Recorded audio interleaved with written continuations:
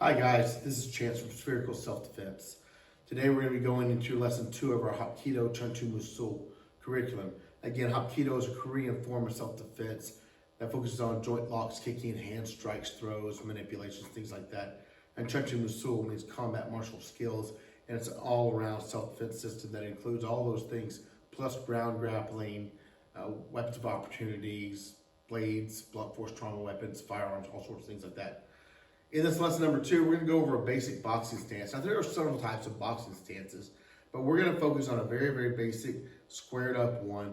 And we use this to work our drop steps for double leg takedowns, our standing self-defense techniques, our striking. It's just kind of an all-around stance.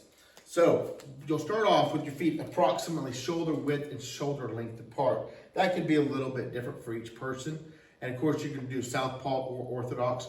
We do both.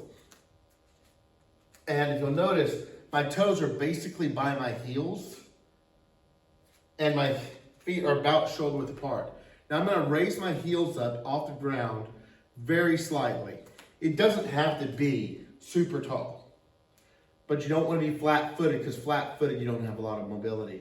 Basically, what I like to tell people is raise your heels up enough where somebody could slide a piece of paper underneath your heels very easily. That's enough.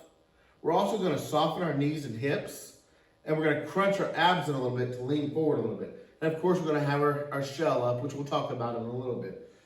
But a lot of people will like to stand straight-legged, and it takes away your mobility. A lot of people also like to lean back when they're fighting so they don't get hit in the face, and that's going to limit your mobility and your power and your strikes too. If you'll soften your hips and your knees and lean forward slightly, those heels will automatically come up. I'm not even thinking about my heels.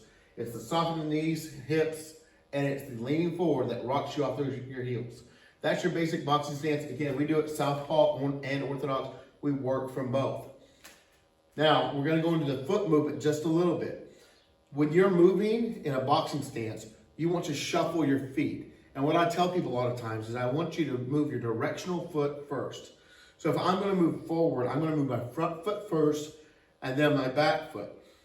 If I'm going to move left, I'm going to move my left foot first, then my right foot. If I'm moving right, I'm going to move my right foot first, then my left foot. And if I'm moving back, I'm going to move my back foot first, and then my front foot. And I want to move my feet approximately the same distance. So if I'm here, and I'm taking a step forward, and I take a little 1-inch step, I'm going to take another 1-inch step here. If I'm going to step back 3 inches here, I want to step back 3 inches. If I want to take a big step, maybe 1.5 feet, I'm going to come up 1.5 feet. What I don't want to happen is for my feet to come even, because even though I'm stable this way, I'm not stable this way in case I get hit. Also, I don't want my feet to cross. Now, there are times in self-defense where you will cross your feet, and we'll go over all that. But this is a basic boxing stance. And remember that your basic boxing stance is about maintaining your fighting range. If you can maintain the fighting range to where you're comfortable, you're going to be far more successful. So I want you to practice at first just your boxing stance. Just get comfortable in it. Feel your abs pull in, feel your hips and knees soften and lean in a little bit. Practice it for both stances. Once you've done that, practice going forward and back and right and left from both stances.